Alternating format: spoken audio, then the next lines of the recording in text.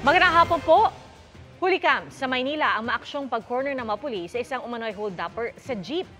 May riot shield pa ang mga pulis at tila nagpatintero para mahuli ang suspect na muntik pang makatakas. Nakatutok si Nico Wahe. Hindi na aksidente o tumirik at wala ring traffic violation ng jeep na yan na nakahambalang sa gitna ng Ramon Magsaysay Boulevard na sakop ng Barangay 634 Santa Mesa, Maynila.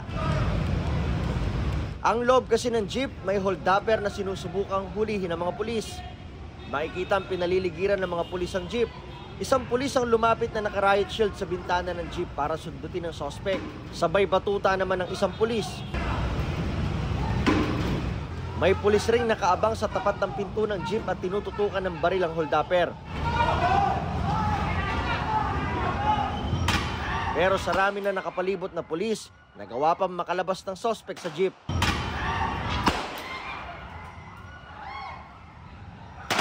Dito na nila ito pinaputukan. Hindi na nakita ang mga sumunod na pangyayari sa video pero ayon sa Manila Police District, nahuli ang suspect pero nasa ospital ngayon matapos magtamo ng tama ng bala sa binti. Kwento ng driver ng jeep na tumanggi magpakilala, mag-aalas 5 ng hapon kahapon nang biglang sumakay sa kanya ang suspect. Nung una po sir, kay staff lang po namin dito sa may JP Rizal. Tapos nung sinaktuhan niya po ng pag-go, parang alam mo yung akto na bigla siyang sumabit. Pagkasabit niya po sa jeep, dumiretso po siya sa akin, sa may leg ko po, na may patalim siya. Sabi niya, pre, hold up to, dumiretso ka lang. May 5 pasahero noon ng jeep. May mga matanda, may bata.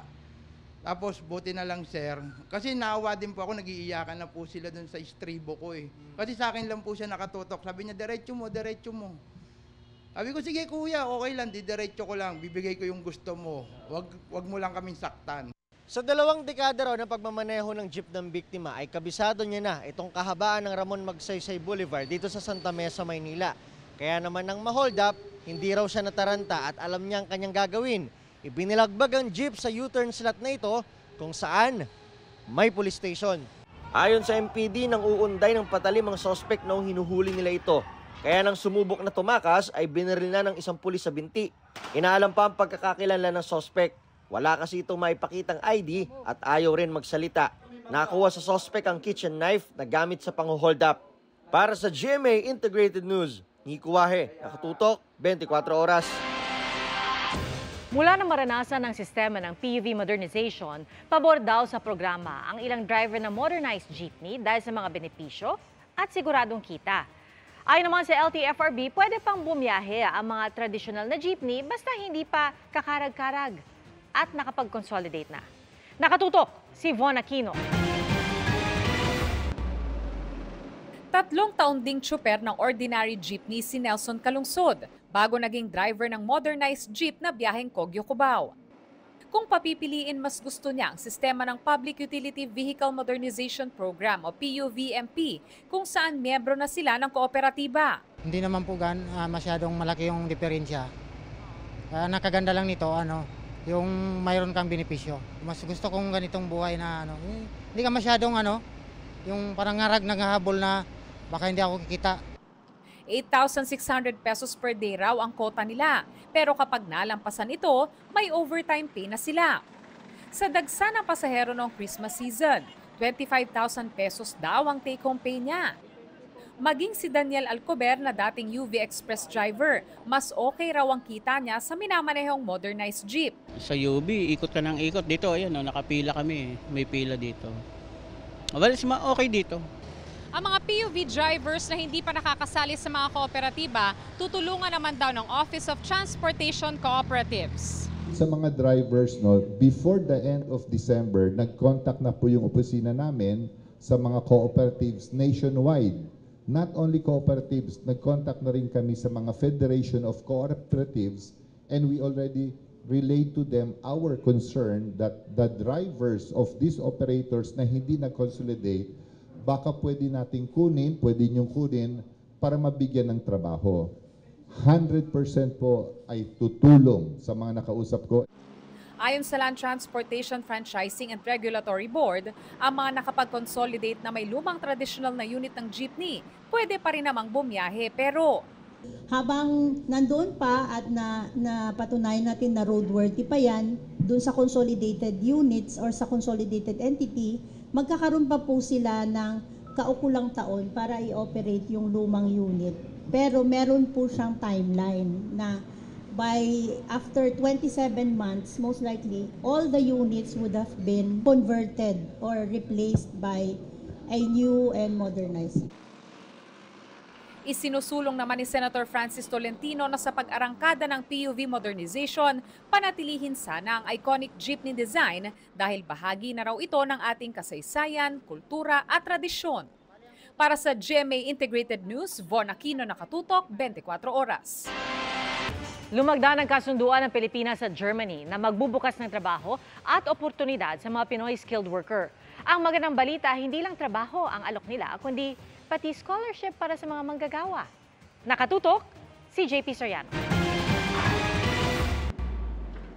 Subsob sa training sa isang paaralan sa Quezon City na accredited ng Technical Education and Skills Development Authority ang TESDA graduate na si Josh. Siya kasi ang pambato ng eskwelahan sa nalalapit na Philippine National Skills Competition for Electrical Installation. Si Josh kasi ang isa sa pinakamagaling na National Certificate o NC2 graduate ng TESDA para sa kursong Electrical Installation Maintenance o EIM. Ang mabusising proseso ng wiring installation, pag-i-install ng CCTV at fire alarm sa mga gusali, ilan lang sa mga na-master na skill ni Josh. Dahil sa certification na ito, qualified siyang mag-apply bilang electrician. Pero ang target ni Josh ngayon, mag-abroad na kaagad. Para din po matulungan ko po yung mga kapatid ko mapag-aral para matulong din sa pamilya. Ang trabahong electrician o electrical mechanics para sa mga Filipino skilled workers in demand sa Middle East. Yan din, pati mga nurse ang hanap ng ilang bansa sa Europa tulad ng Germany. Kamakailan, sa pagbisita sa bansa ni German Foreign Minister Annalena Baerbock, lumagda ang Germany at Pilipinas ng Joint Declaration of Intent on Cooperation in the Development of Skills, Recruitment and Employment of Skilled Filipino Workers.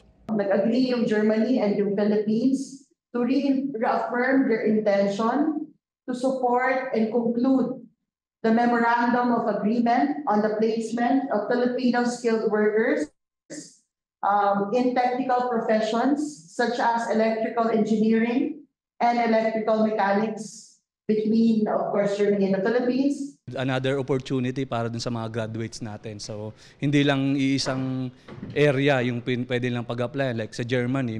Kasama rin sa pinirmahang kasunduan ng Germany at Pilipinas ang negosasyon sa pagbuo ng Comprehensive Migration and Mobility Partnership Agreement. Dito, hindi lang basta kukuha ng mga Pilipinong manggagawa ang Germany.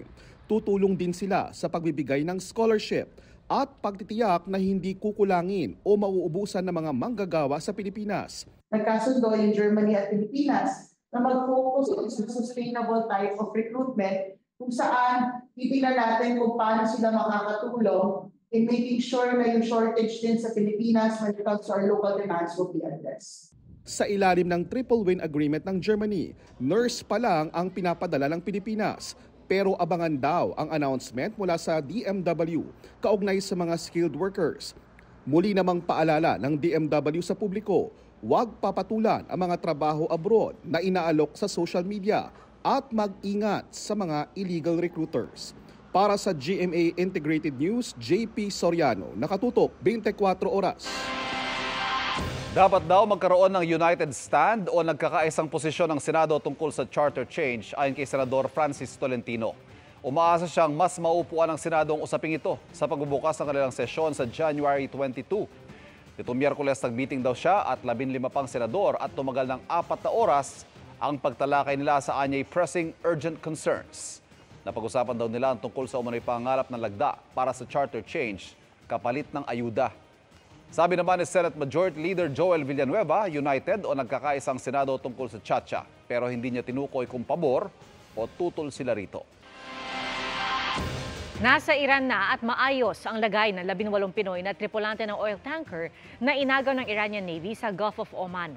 Ang sa Department of Migrant Workers, hawak na ng Iranian authorities ang Pinoy crew ng oil tanker na St. Nicholas. Patuloy raw ang koordinasyon ng DMW at DFA sa mga otoridad sa Iran para sa kanilang paglaya. Nakikipag-ugnayan din sila sa pamilya ng mga Pinoy crew ng naturang barko. Ang kumpanya namang Empire Navigation na namamahala sa barko, patuloy rin ang koordinasyon sa mga otoridad pati sa pamilya ng kanilang crew. Mayroon din silang serbisyo para sa mental at psychological health ng mga apektadong pamilya. Naghihintay rin ang parehong serbisyo para sa mga bihag na crew na hindi muna nila pinangalanan. Inagaw ng Iran ang barkong St. Nicholas na biyaheng Turkey, karga ang langis mula sa Iraq. Ito rin ang barkong dating inagaw ng Amerika dahil may dalang langis patungong Iran sa gitna ng ipinataw na sanctions o parusa laban sa Iran. Tuwing Enero, bukod sa Nazareno, ipinagdiriwang din ng mga Katolikong Pilipino ang pista ng Santo Niño. Sa Pandacan, Maynila, pinaghahandaan na ang pista para sa Batang Jesus sa pagdaraos ng Buling-Buling Festival. Nakatutok si Bernadette Reyes. Makulay, masaya, at damaang buhay na pananampalataya ng mga Pandakenyo sa Buling-Buling Festival sa Pandacan, Maynila. Bit-bit ang kamera, pinipitikan ni Jussie ng mga mahalagang tagpo sa pagdiriwang. Masarap po kasi sa pakiramdam yung sariling lugar nyo, mayroong ganitong kasiyahan na nagaganap. Si Nora na mula pa sa ibang parokya, dumayo para humiling sa Santo Niño. Sana bigyan po kami ng malakas na katawan para makapag-serve po kami sa lahat ng simbahan. Ito ay tanda ng pasasalamat sa Diyos sa kanyang mga pagpapala sa atin. Ito din ay paraan upang magkaisa ang sambayanan sa Pandacan at kanilang mga bisita at tanda nito ng pagpapatibay ng pananampalataya. Bukas gaganapin ang pista ng Santo Niño de Pandacan, kaya naman bilang paghanda o yung tinatawag na buling-buling, nagkakaroon ng street dance parade ngayong araw. Bukod sa kasiyahan at pagpapatibay ng pananampalataya, layo ng lokal na pamahalaan na magbigay daan din ang pagdiriwang sa pagpapalakas ng turismo sa lugar. Kabilang ang pamilya Mauricio na bagaman sa ibang bansa na nakatira, bumabalik sa Pandacan para saksihan ang Buling-Buling Festival. I think it's important that they see the Filipino side of their family and learn the Filipino traditions and cultures. I like to see them, the heritage, half part of the heritage, so I'm proud to show them. Para sa GMA Integrated News, Bernadette Reyes, nakatutok 24 oras. Literal na nailibing ng buhay ang isang lalaki sa Liliw, Laguna. Natabunan siya ng gumuhong lupa sa ginagawang kalsada sa lugar. Tulong-tulong sa paghuhukay ang mga tao para makuha ang bangkay ng 36 taong gulang na construction worker. Dalawang iba pa ang kritikal sa pagguho. Base sa paunang investigasyon, lumambot ang lupa dahil sa ilang araw na pag-uulan, pero inaalam din kung may iba pang dahilan ang landslide. Sa mga driver, ingat po tayo sa pagmamaneho. Aksidenteng inabot ang isang closed van sa EDSA Magallanes matapos makatulog ang driver nito.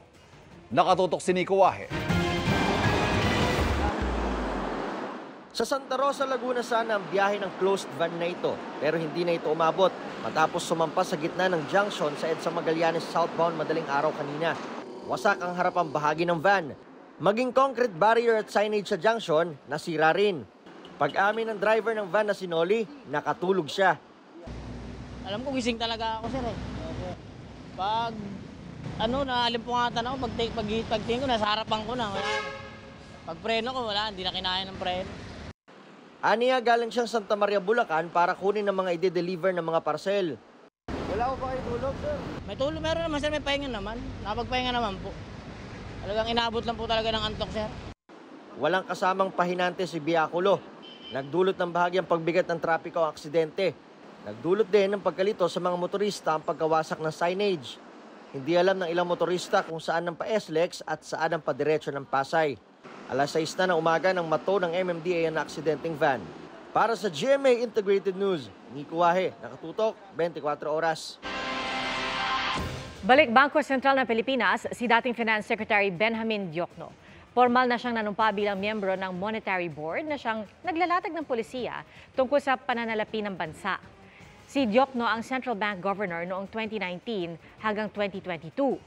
Itinalaga ni Pangulong Bongbong Marcos si Dioknos sa BSP matapos iluklok si dating Deputy House Speaker Ralph Recto bilang bagong Finance Secretary.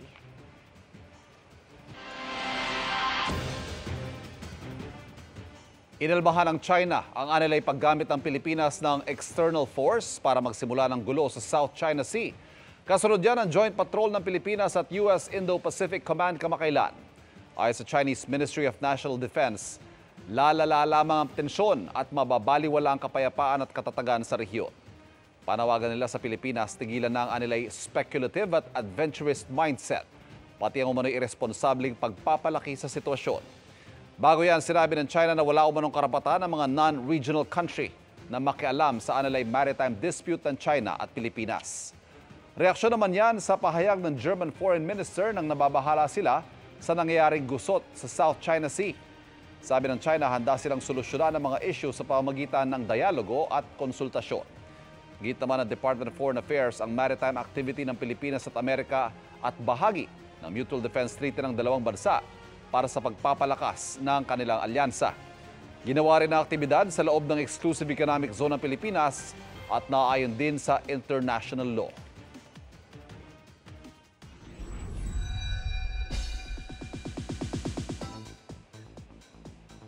Mas intense at level up daw ang Season 2 ng action comedy series na Walang Matigas na Pulis sa Matinik na Misis. Kilalanin din natin ang bago nilang makakasama sa cast sa Chika ni Lar Santiago.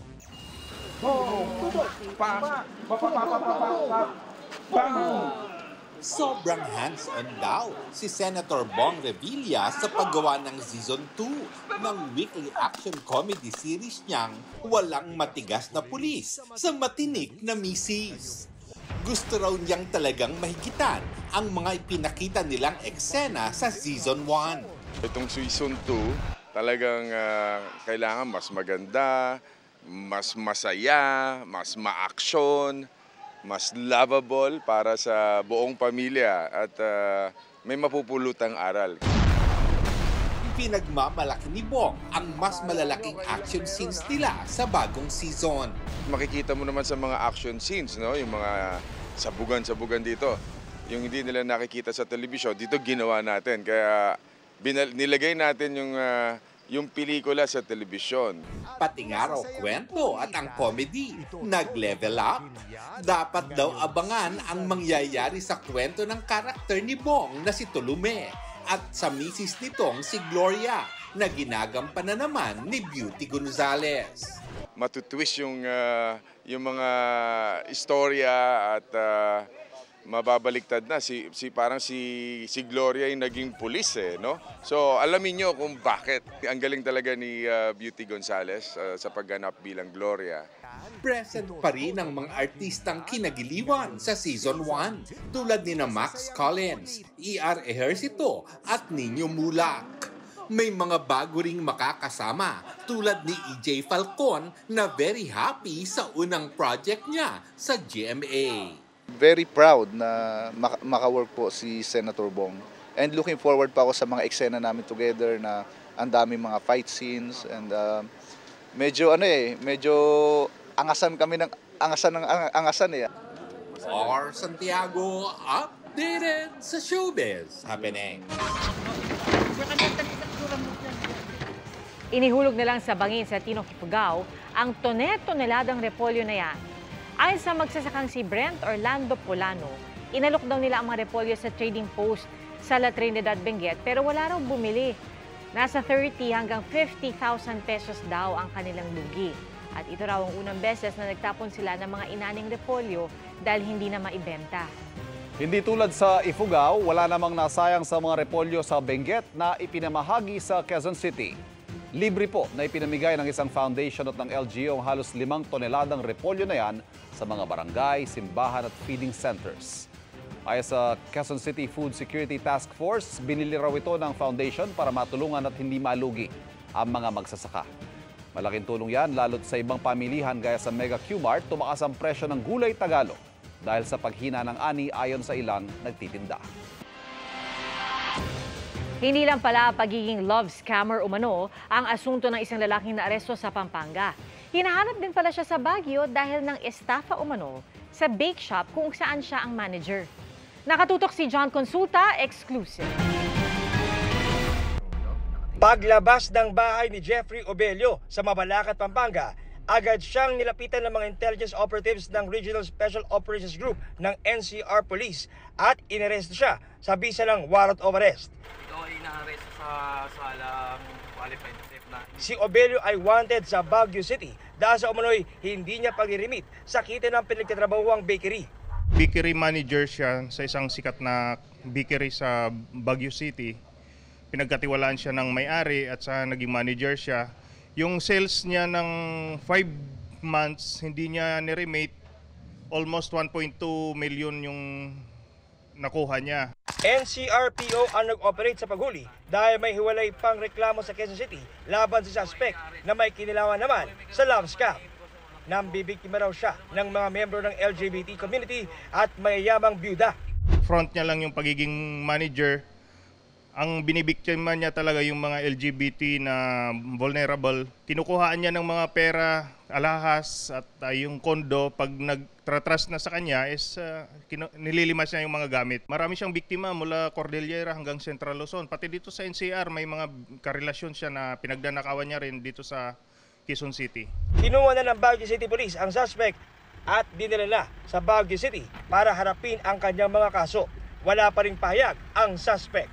Para sa GMA Integrated News, John Consulta, nakatutok 24 oras. Nagpaabot ng tulong ang Department of Migrant Workers sa mga Pilipinong nawala ng trabaho sa New Zealand matapos magsara ang kanilang kumpanya. Ayon kay DMW Undersecretary Patricia Yvonne Kaunan, 107 OFW na ang nabigyan nila ng 1,050 New Zealand dollars, katumbas sa mahigit 35,000 pesos. Pinoproseso naman ang sa iba pa. Minomonitor na rin nila kung may gustong umuwi sa Pilipinas pero karamihan daw sa mga nawalan ng trabaho, kasama na ang kanilang mga pamilya roon. Mga buy-bust kontra droga at kampanya laban sa iligal na bentahan ng petrolyo at LPG. Paspasan po natin ang iba pang mga balita. Arestado ang 3 empleyado ng 2 LPG retail station sa Camarines Norte dahil sa pagbebenta umano nito ng mga iligal na tangke. Mahigit 70 tangke ang nakumpiska sa magkahiwalay na operasyon. Ayon sa mga naaresto, may hawak silang dokumento na nagpapatunay na lehitimo ang kanilang mga binili. Sa General Santos City naman, pinigting ng lokal na pamahalaan ang kampanya laban sa iligal na bentahan ng produktong petrolyo o takal-takal.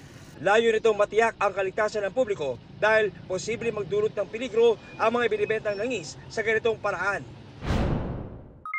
Halos 7 milyong pisong halaga ng umano'y shabu na nakalagay sa lalagyan ng tsaa o tibag ang nakumpiska sa buy-bust operation sa Imelda, Zamboanga, Sibugay. Arestado ang isa sa mga suspect na mahaharap sa reklamong paglabag sa Comprehensive Dangerous Drugs Act. Nakatakas naman ang isa pa. Walang pahayag ang suspect.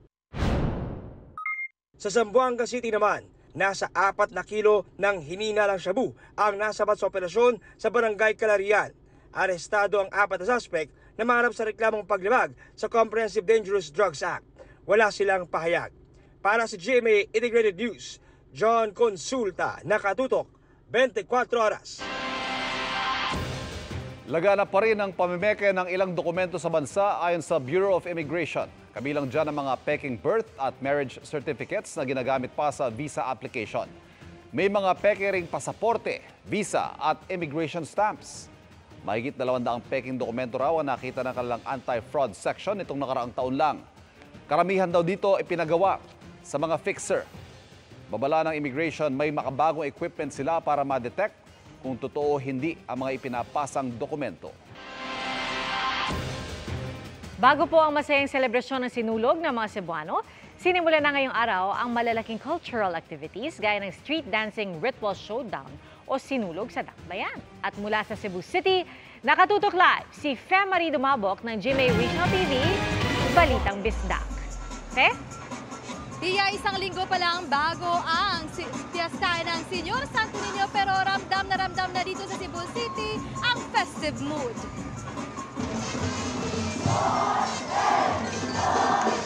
Napuno ng mga banderitas pati ng mga batang sinulog dancers na may makukulay na mga costumes ang ilan sa mga kalsada rito sa Cebu City.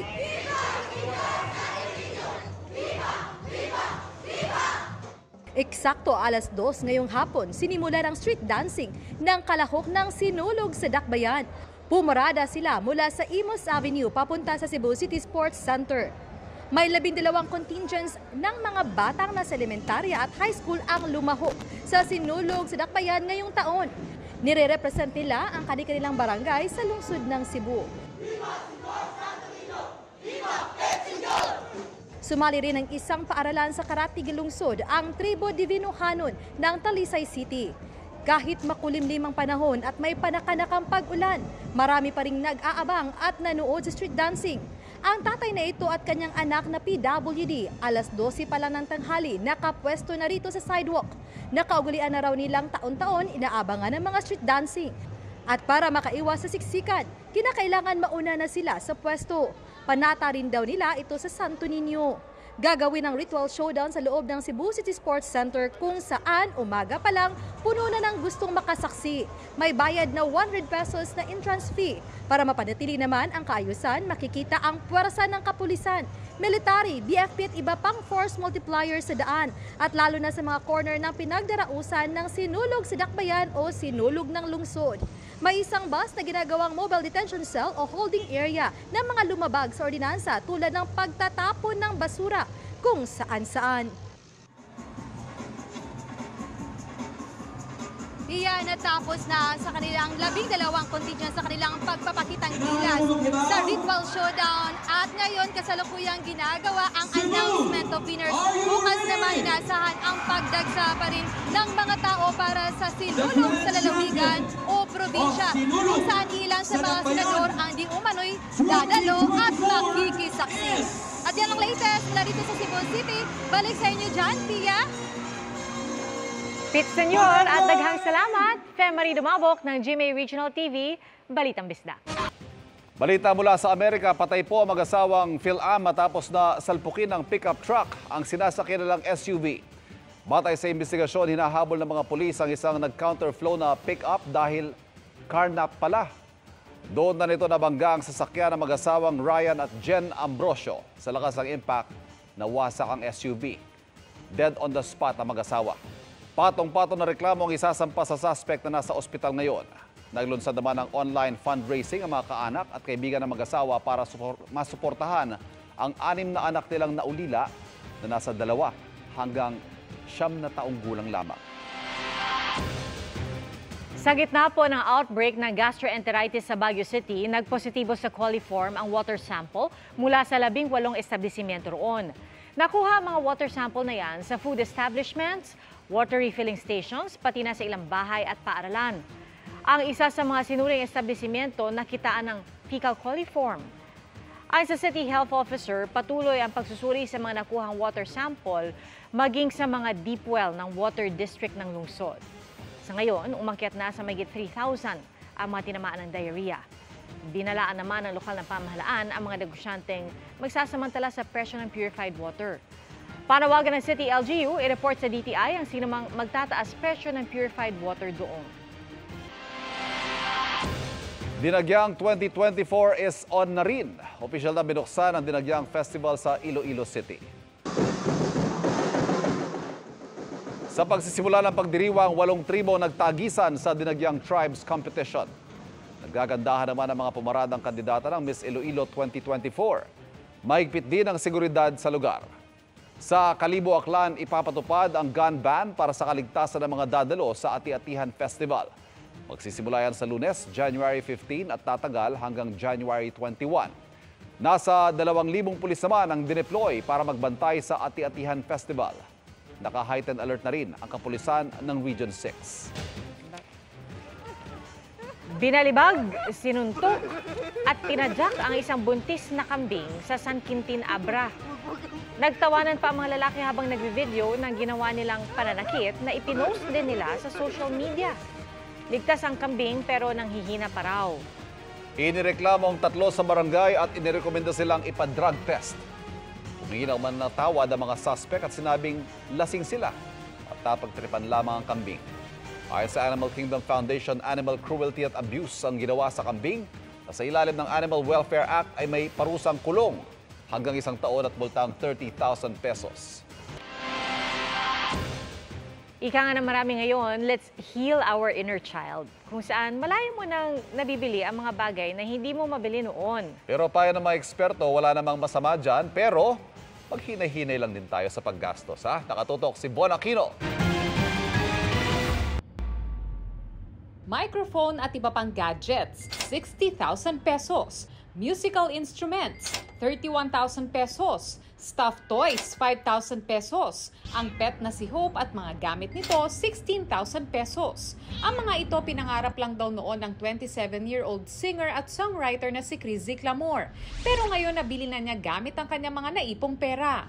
Hindi naman kami ganun ka-well off from the beginning. Now that I have those things that I want to buy po, syempre po sobrang saya, sobrang fulfilled, sobrang, alam niyo yung term na healing your inner child, medyo ganun po yung nararamdaman ko po. Tingin ni Crizzy, ayos lang ang paggastos para sa mga bagay na gusto niya noon pa, pero may limitasyon.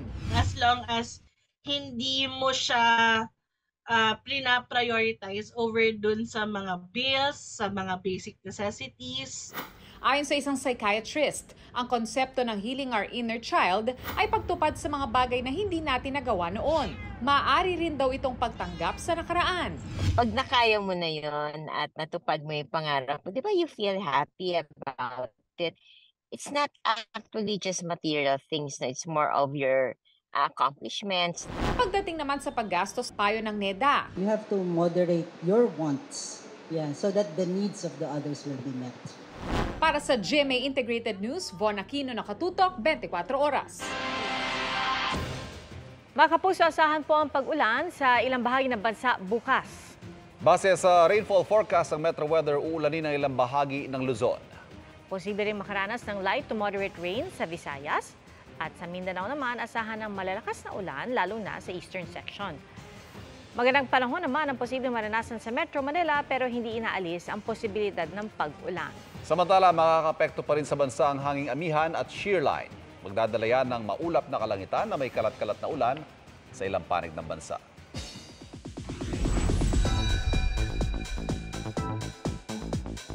Ready nang magpakilig ang K-pop boy group na 17 sa concert nila ngayong gabi sa Pilipinas. The long wait is over nga para sa mga Filipino Carats. Last Thursday pa lang ay dumating na sa bansa ang 17. Sa Instagram post ng member na si Shu Minghao, looking vibrant siya habang nasa Pinas. Excited na ang fans nila sa follow tour na gaganapin mamaya at bukas ng gabi sa Philippine Sports Stadium sa Bulacan. Kaya naman mga kapuso, asahan na ang bahagyang pagbigat ng daloy ng trapiko sa NLEX bago at pagkatapos ng concert. Gaya ng nakikita nyo ngayon na build-up ng mga sasakyan sa NLEX Balintawak. And that's my chika this Saturday night. Ako po si Nelson Canlas. Pia, Ivan? Salamat Nelson. Naging matagumpay ang laban ng gobyerno kontra local terrorism ayon kay Pangulong Bongbong Marcos. Naging matagumpay itong ating kampanya kontra sa internal terrorism. Maaari na nating mai-report na wala nang active NPA guerrilla front as of December of 2023. Kaya patuloy natin ipaglalaban ito. Ayon sa Pangulo, halos 1,400 miyembro ng New People's Army ang nabuwag ng gobyerno noong nakaraang taon. Mahigit 1,700 armas naman ang nakuha mula sa grupo kabilang mga nasamsam at isinuko sa mga otoridad.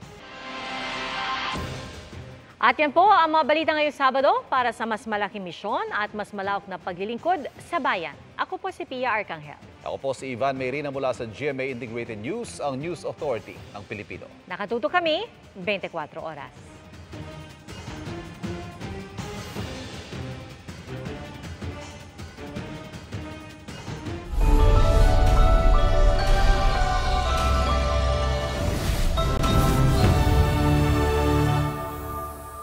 Magandang balita mga kapuso, kahit ano pa man ang oras, mapapanood ang 24 Oras Weekend at iba pang newscast sa youtube.com/GMA News. I-click lamang ang subscribe button. Sa mga kapuso abroad, maaari po kaming masubaybayan sa GMA Pinoy TV at www.gmanews.tv.